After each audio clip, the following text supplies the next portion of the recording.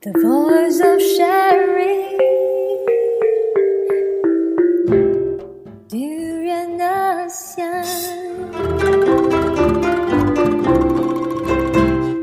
Hi, this is your host Arlene Tan at the Monday Morning Matters, where we discuss perspectives from Southeast Asia. Today, we are going to talk about saving Mekong, making cleaner water accessible, on the work of a young person gathering other young Southeast Asians to make clean water accessible to the communities living along the Mekong River. I'll be speaking to Bernard Lim, the head coordinator of the Coalition for Clean Water. You are now listening to Monday Morning Matters. Monday Morning Matters. Perspectives From Southeast Asia.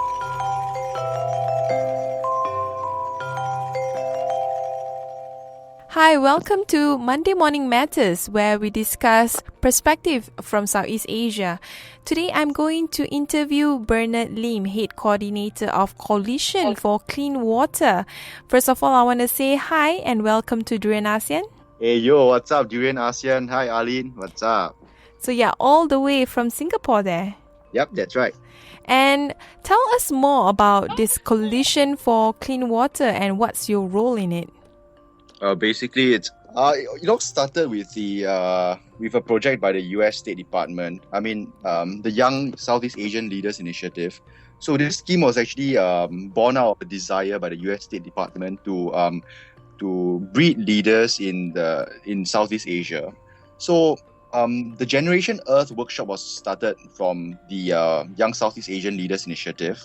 So I was a youth environment envoy of the National Environment Agency in Singapore. So I was invited to join this workshop. This is a very special environment workshop.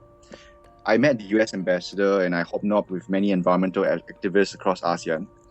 So in the workshop, we were divided into many groups to develop ideas for a project.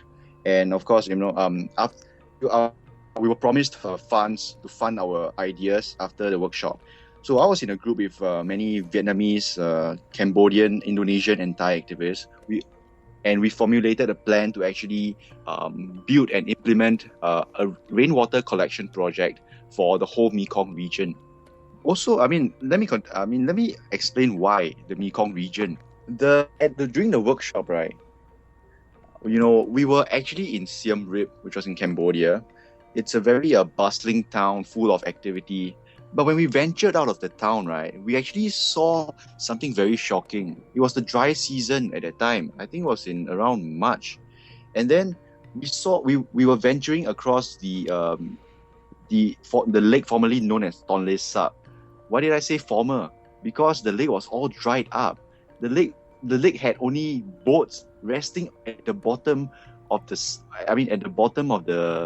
seabed, and no water was in sight. I see. So I was really shocked. The lake was really big, but during the dry season, it shrunk to, I think, less than 20% of its But former size. is that common at that time?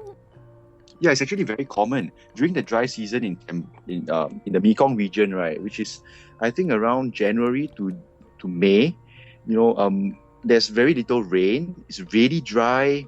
Most villagers in the Mekong region cannot get water at all. So they had very little water for drinking, bathing, washing, and cooking. So in the past, before you came up with this project, how do they survive when they don't have enough clean water? From what we've learned, right, during the workshop, we actually learned that villagers will actually dig holes in the ground and then Create wells. create wells, retrieve the water from the ground to bathe, to cook, or to drink. But here's the problem. See, this water, right? This water that's from the ground, right, is actually full of dirty sediments and actually poisonous metals that's dissolved in the water. So occasionally, right, we'll hear from some of the professors that were teaching us during the workshop that many villagers will actually suffer from diarrhea because they would actually take the water directly to drink or to bathe, which is very dangerous, and we wish to change that. I see. And tell us more about the project, because you started this project, aiming at trying to harness cleaner water for these villages. What was the exact mission for it? But we have two primary objectives. The first is water sanitation.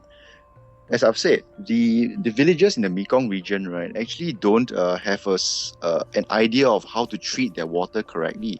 They don't have chlorine. They don't have any safety mechanisms to actually purify their water. So they also don't have an idea of how to consume their water correctly.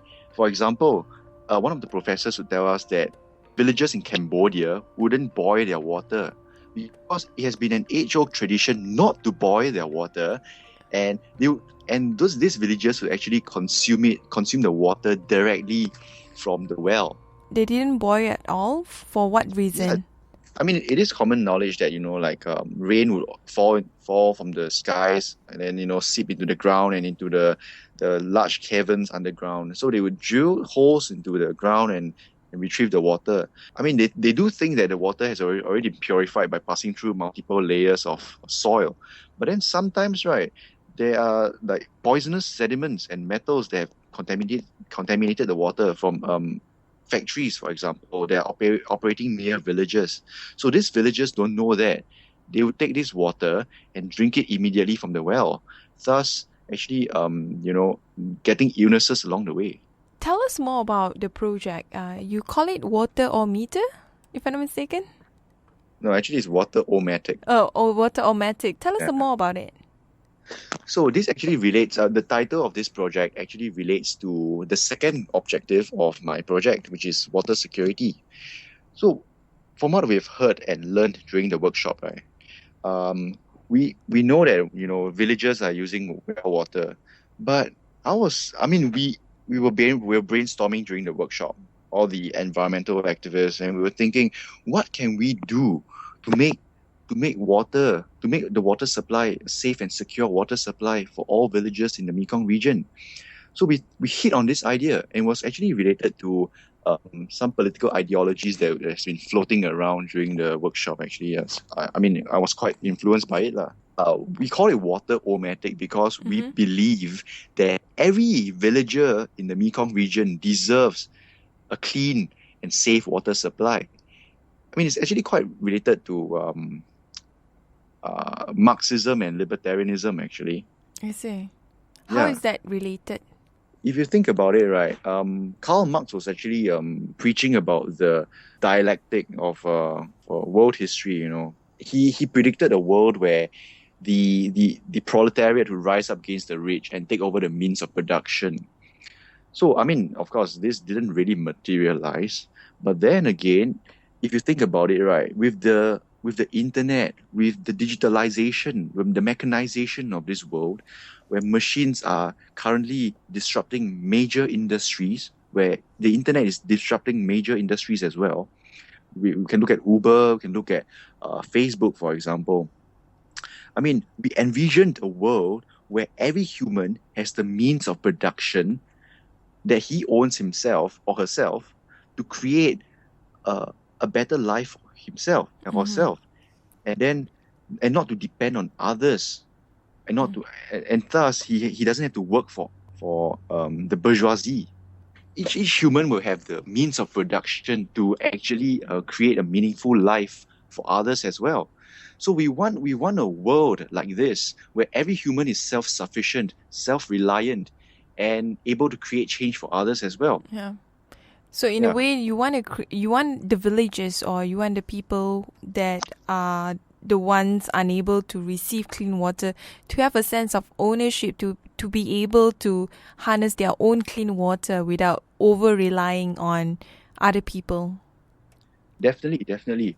And as I've said, Marxism and libertarianism actually played a big part in our ideas. As for libertarianism, right, if you think about it, it's about having the freedom to do as one pleases, and that really, I mean, without submission to other human beings' will. And that ties in with Marxism as well, because if you think about it, right, I mean personally, every human should be free to do as he pleases, to think, to act as he pleases, and what more And what more to sustain this than with a clean water supply which will preserve and sustain your health, which will preserve your mental faculties, and which will allow you to devour more information and knowledge in search of, of a certain truth or a better life for yourself. Anyway, Bernard, we will take a short break. We will continue with the second segment of the interview. Definitely a topic that we want to address. You're now listening to Durian ASEAN, the voice of discovery and sharing.